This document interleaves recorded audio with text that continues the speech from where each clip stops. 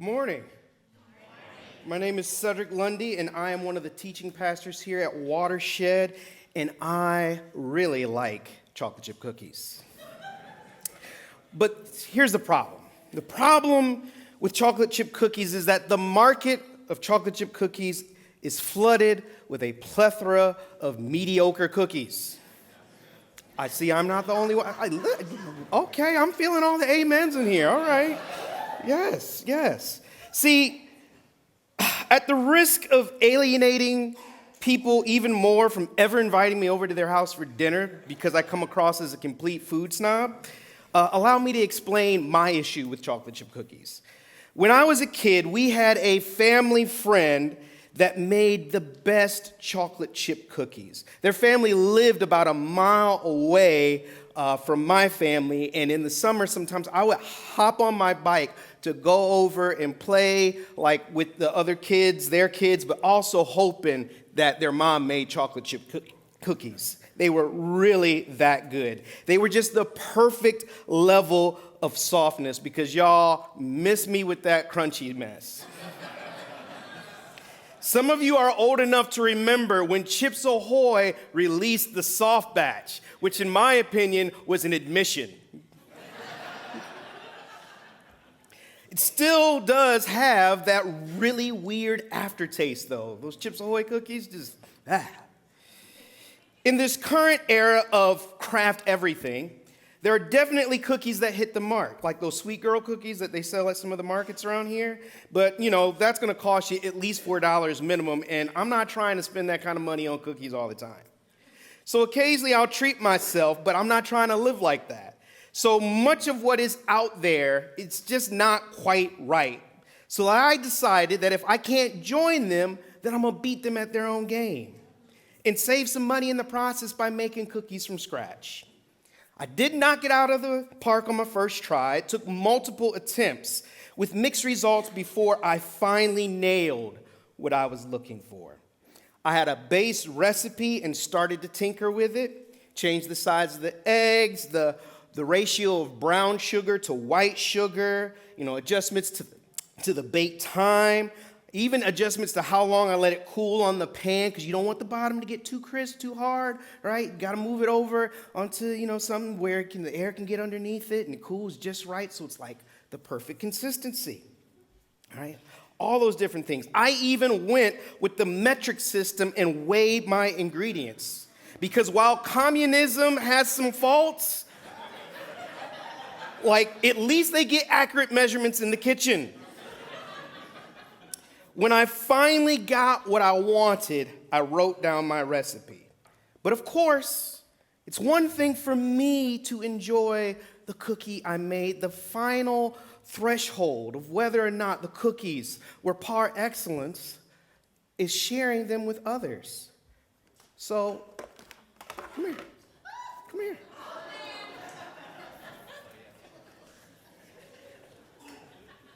Tell me what you think. Now, I gotta say, I did accidentally on this batch add a little bit too much vanilla.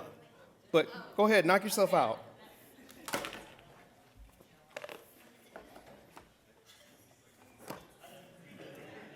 Head nod. I'm not gonna keep moving until you give me some feedback. All right. Good. Yeah. So you see what I'm talking about? See, those came out of the oven at about 8:15, so 2 hours, 15 minutes ago. So they're still got that nice little bit of gooiness that the chocolate hasn't solidified, where it's just kind of dripping. I almost got some in my beard this morning driving here, which wouldn't have been quite as bad as the honey from the toast I had earlier this week, but that got in my beard. But thankfully I hadn't showered yet, so I only had to do that once. But anyway, I digress. Now, just to be clear, I didn't make anything new. I did not do something that had not been done before me. There are countless individuals who took the basic recipe of chocolate chip cookies and gave it an upgrade, if you will. Personally, I think anyone who adds nuts to a chocolate chip cookie gave it a significant downgrade. I don't have anything against nuts. I love nuts by themselves. But I want a cookie, not a breakfast bar. Yeah, I said it. I'm not about to bring the torches or shout heretic on folks who add nuts to their chocolate chip cookies. I'm just not about to bangs with them cookies. You feel me? I'm just going to let them be great and continue to enjoy my cookies while continuing to explore how I can make them better and not add too much vanilla next time, or make other tasty versions. So sometimes I make chocolate chip cookies where I get some Oreo cookies and mash them up and mix them in with the batter. And I even found like it's better to like crush them in a bag than put them in a little like blender, because then it gets them too crumbly. Like you want those nice little chunks of the Oreo cookie and some of that cream in the middle just to really stand out in the cookie. And then of course I was like, well, now they made those mint Oreo cookies, because I love me some mint. Throw that in there, because like favorite drink, mojito. But I digress again. Mix that in with it. And then also I've done white chocolate and cranberry cookies. Like I know cranberries bordering on the breakfast bar side, but the white chocolate and the cranberries go really good together. But probably my best one are my double chocolate chip Mexican spice cookies. Yeah. Those ones will have you slapping your mama, your grandmama, like anybody who ever gave you a cookie before, they getting slapped. That's how good those ones are. All right. Now, I imagine at this point, 6.5 minutes into my message, some of you are thinking to yourselves, I got up early Sunday morning, come listen to this fool talk about chocolate chip cookies. Well, that's just it. I'm not talking about chocolate chip cookies. But I am talking about chocolate chip cookies, but I'm not actually talking about chocolate chip cookies. Again, in this series we are launching this week, The Divine in Me, we are exploring different aspects of the faith that maybe some of us were raised in, that we found what we were given not to be quite what we were looking for. That it was maybe just a little bit off, that the faith expressions that many of us were raised in had very strict constraints, a very fixed framework or recipe, if you will. Wavering from that recipe and way of doing things would often lead to a backlash. It was seen as dangerous at best and heretical at worst. It was a slippery slope into what can't even be considered a cookie anymore, or worse, would make the eater of the cookie sick and die. And yet at Watershed, we have probably found ourselves here because we dared to go from questioning whether or not there was a better take on the chocolate chip cookie. In some cases, we questioned if the cookie we had been given and was used to actually was all that good to begin with. So here we are, deconstructing the thing entirely and beginning the process of creating a more nuanced, complex, and less toxic expression of Christian faith and understanding of our relationship with the divine and with Christ. So, Christian faith deconstruction, right? It's become this really kind of popular thing that we talk about. It's been the topic of different articles from very progressive to very conservative Christians. And here's the reality. This is nothing new. It is absolutely, positively nothing new. Christian faith deconstruction of the last decade plus could be traced back to Brian McLaren's book published in 2001 entitled A New Kind of Christian. It was the first book in what turned out to be a trilogy. The first book got some awards and was generally well received, but with each book in the trilogy, McLaren tested the boundaries of what was considered fair play when it came to faith and doubt.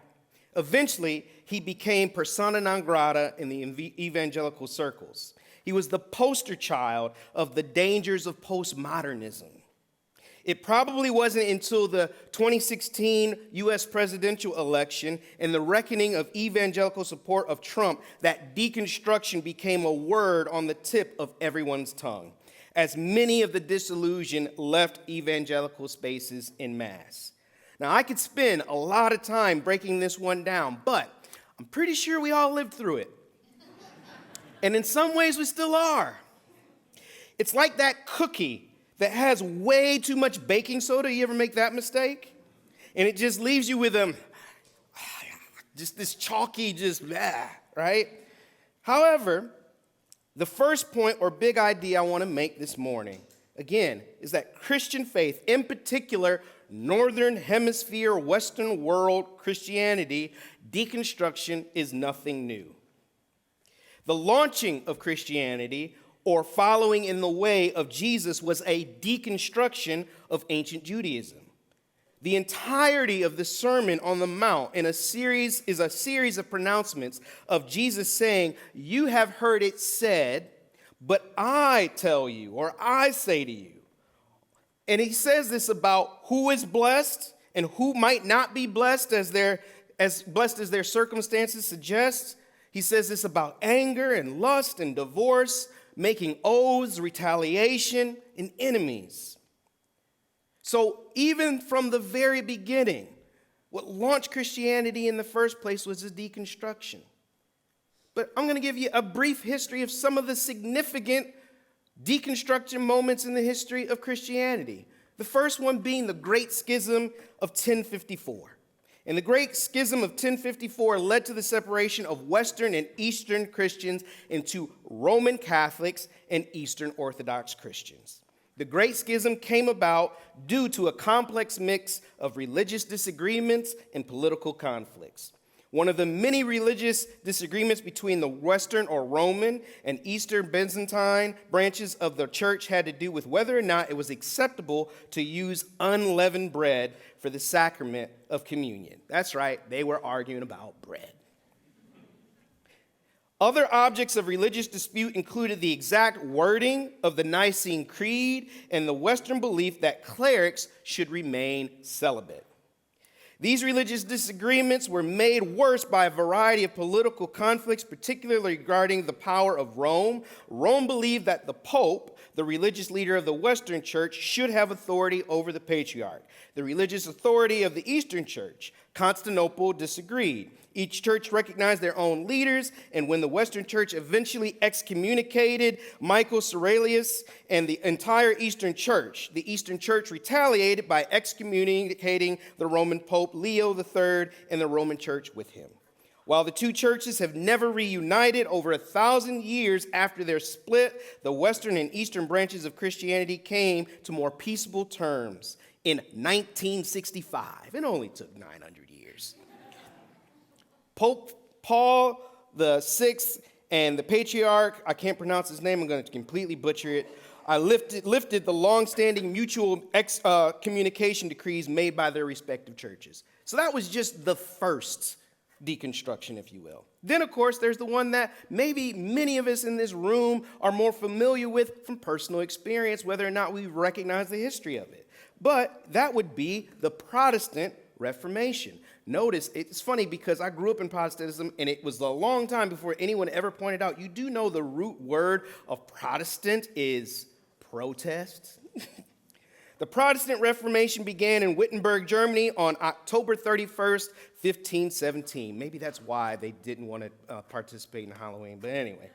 When Martin Luther, a teacher and a monk, published a document he called Disputation on the Power of Indulgences, or 95 Theses, the document was a series of 95 ideas about Christianity that he invited people to debate with him. These ideas were controversial because they directly contradicted Catholic Church's teachings.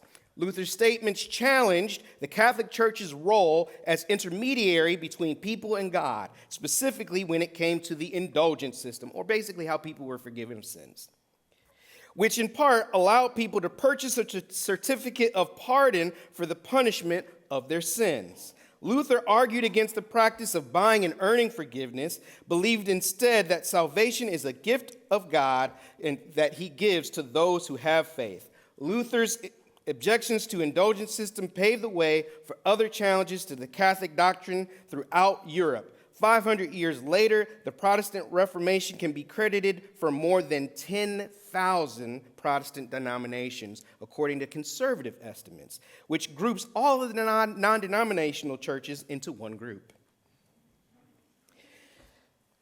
Next, you have the Black church. The black church in America began as a rejection of America's unique brand of slaveholder Christianity. Because in all the things that Martin Luther decided to point out, the one he didn't give objection to was the transatlantic slave trade.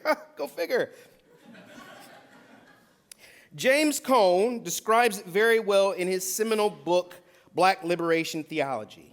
At first, white Christian slaveholders in America did not allow the slaves to be baptized because Christianity supposedly enfranchised them. But because the white church was having few converts amongst blacks, it proceeded to assure slaveholders that baptism had nothing to do with civil freedom. In fact, many white ministers assured slave masters that Christianity would make for better slaves because it was a disembodied form of religion. But I digress. Swift assurances were given that the master began to introduce Christianity to blacks, confident that it would make blacks more obedient. But many blacks were able to appropriate white Christianity to their own condition by turning it into a religion of liberation. The emergence of the invisible institution, or the black church, or the secret church, among the slaves of the South, the organization of the African Methodist Episcopal Church in 1816, and the African Methodist Zion Church in 1821, together with other black independent religious institutions and their involvement in the anti-slavery movement, show that black religionists did see through the fake white Christianity of the period. For the pre-Civil War black church, salvation involved more than a longing for the next life. Being saved was also a present reality that placed persons in a dimension of freedom so that earthly injustice became intolerable. And this is just the first three of major movements of Christian faith deconstruction over the course of 2,000 years of church history. A history that begins with a departure from ancient Judaism. And with that bit of historical perspective, we would do well to humble ourselves enough to act like we are to stop acting like we're brand new, or if we're acting like we're brand new with this, to get a little bit of historical perspective with this whole deconstruction thing. If anything, we are simply keeping it moving within the tradition we inherited. But not only is Christian faith deconstruction not new, we should also recognize that every time it has led to something new. That is the crux, in my opinion, of Jesus' interaction with Nicodemus in John chapter 3, from which we often get just John 3:16 pulled and presented to us, but we rarely ever get the whole context of the entire conversation. So again, here's this man. He's, I'll just read the verse. There is a man of the Pharisees sect, Nicodemus, a prominent leader among the Jews. So he knows what time it is, with what the expectations, what the rules are, how you're supposed to practice it, all that stuff. He's part of the establishment. Late one night, so he's visiting Jesus in the darkness of the cover of light, right? So he knows how dangerous this is amongst the other folks who also uphold the religious institution of Judaism in his day. And when he visited Jesus, he said, "Rabbi, we know you're a teacher straight from God. No one could do all the God-pointing, God-revealing acts you do if God weren't in on it." And Jesus said, "You're absolutely right. Take it from me. Unless a person is born from above," or as it says in many texts, born again, "it's not possible to see what I'm pointing to God's kingdom." "How can anyone," said Nicodemus, "be born who has already been born again and grown up? You can't re-enter your mother's womb and be born again. What are you saying with this born from above talk?" And Jesus said, "You're not listening. Let me say it again. Unless a person submits to this original creation, the wind hovering over the water creation, or if you think back to the Genesis 1 passage that Jesus is referring to, the spirit that hovered over the waters before the voice of God spoke all of what we know as creation into existence according to that narrative. It's not possible to enter God's kingdom.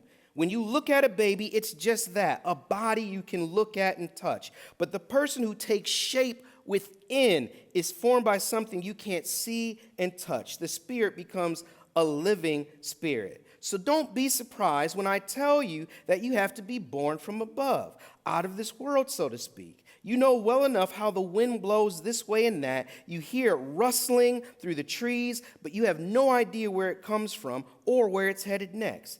That's the way it is with everyone, born from above by the wind of God, the Spirit of God. And Nicodemus asked, what do you mean by this? How does this happen? See, he's still thinking in very concrete black and white terms, like an adolescent who hasn't quite hit puberty and the abstract thinking has started to kick on, right? I have a 12-year-old. So that's kind of where I'm at these days, fluctuating between, because I like to use all these metaphors and all that kind of stuff. And, at the beginning of the sermon, she'd be still stuck on me talking about cookies. But anyway, it's par for the course. I can't imagine what I was like thinking back to then. But anyway, the fact of the matter is, though, again, he is sitting here trying to understand what Jesus is talking about. Because for him, so much of how you remain part of what God has been doing through the patriarchs, Abraham, Isaac, and Jacob, had very much to do with the concrete physical act of circumcision and the very concrete act of sacrifices. So for him, this born-again talk is a complete departure from anything he's ever heard or accustomed to. And Jesus said, you're a respected teacher of Israel, and you don't know the basics? Listen carefully. I'm speaking sober truth to you. I speak only of what I know by experience. I give witness only to what I have seen with my own eyes. There is nothing secondhand here, no hearsay. Yet instead of facing the evidence and accepting it, you procrastinate with questions. If I tell you things that are plain as the hand before your face and you don't believe me, what use is there in telling you of things you can't see, the things of God? No one has ever gone up into the presence of God except the one who came down from the presence, the Son of Man. In the same way that Moses lifted up the serpent in the desert so people could have something to see and then believe, it is necessary for the Son of Man to be lifted up, and everyone who looks up to him, trusting and expectant, will gain a real faith, eternal life. And then you get John 3:16. But even then, it goes on to say even more after that. All that being said, what Jesus is describing to Nicodemus is not about admitting that he is a sinner and separated from God.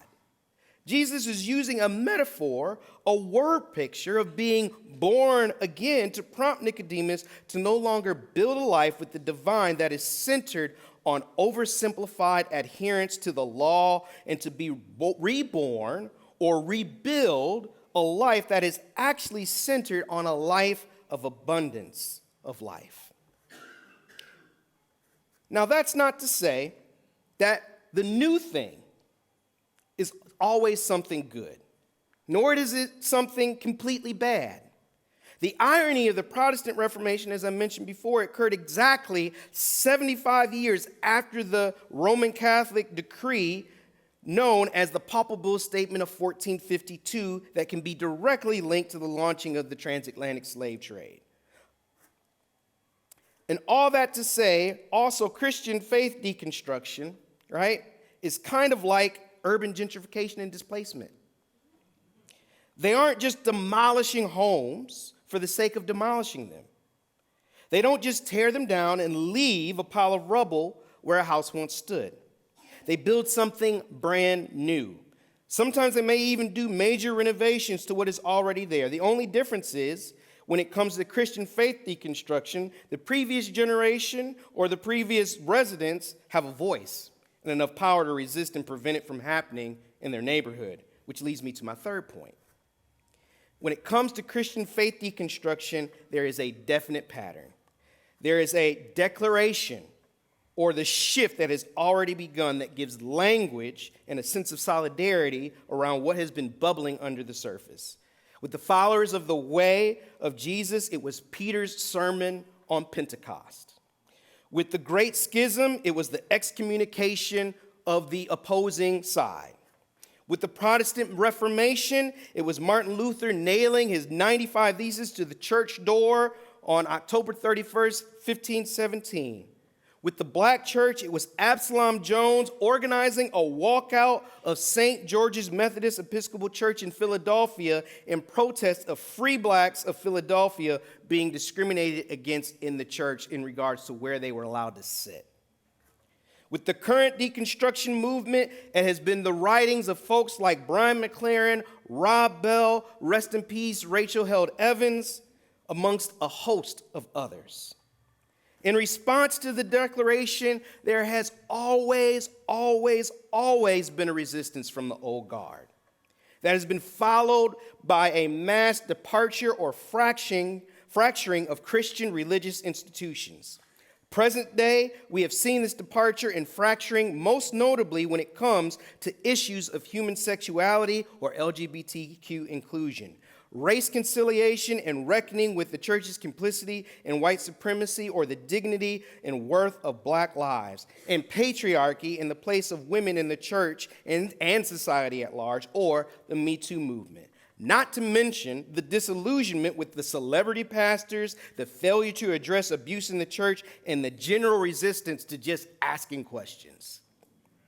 All that to say, given the pattern, it shouldn't come as any surprise that the resistance many of us have experienced, the doubling down on toxicity from the gatekeepers of evangelicalism persists to a nauseating degree.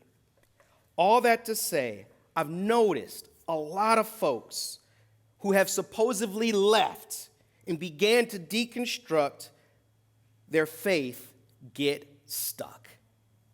What I mean by that is they continue to put themselves in a position where they can be continually triggered by the gatekeepers of evangelicalism. At some point, you gotta just let them be great and keep it moving. You can't sit here continuing to visit the Gospel Coalition or Desiring God website, or following all these toxic pastors on Twitter and ready with all your comebacks, because then what are you really deconstructing and moving into and building something new? They're going to do what they're going to do, but you don't have to stay there with them in order to keep justifying why you left. This is true of relationships, whether with institutions or interpersonal. If you find yourself locked into gestures that aid you, locked into a posture of needing to justify yourself, you'll never loosen into gestures that aid you in your journey toward healing and wholeness. That being said, every now and then, some things need to be called out. But I can't help but wonder if some folks have allowed for themselves to just get stuck. They're like an abused or neglected dog confined to a kennel 24/7, 365. Someone opens the door to the kennel, and as much as they want to frolic in the wide open spaces of the park, they remain in the kennel. Y'all, let them be great. Get out of the kennel. Keep it moving. Again, over the next number of weeks, we are going to be exploring what the deconstruction, reconstruction journey has looked like for members of the teaching team and laying out a framework or blueprint many of you may find useful in rebuilding your faith in regards to certain issues or aspects of the faith. That you all have also expressed a desire for some guidance of how did you navigate that? It is our desire that it would be a series that yields new and abundant fruit for you when it comes to the divine and you. However, in closing, let me say this. Reconstructing your relationship with the divine is ultimately played out in your relationship with others and the rest of God's good creation. What are you really deconstructing and reconstructing if you just end up with another form of hyper-individualism, cloaked in a jargon of spirituality and connection to the universe? As it says in 1 John 2:7-11, "Dear friends, I am not writing you a new command, but an old one, which you have had since the beginning. This old command is the message you have heard. Yet I am writing you a new command. Its truth is seen in him and in you, because the darkness is passing and the true light is already shining. Anyone who claims to be in the light but hates a brother or sister is still in the darkness. Anyone who loves their brother and sister lives in the light, and there is nothing in them to make them stumble. Let me say that again. And there is nothing in them to make them stumble. But anyone who hates a brother or sister is in the darkness and walks around in darkness. They do not know where they are going because the darkness has blinded them. Again, this series is called The Divine in Me. But ultimately, it impacts and it shows and it's demonstrated. That divine in me relationship is demonstrated through how I live and commune with all of you. So who else wants a cookie?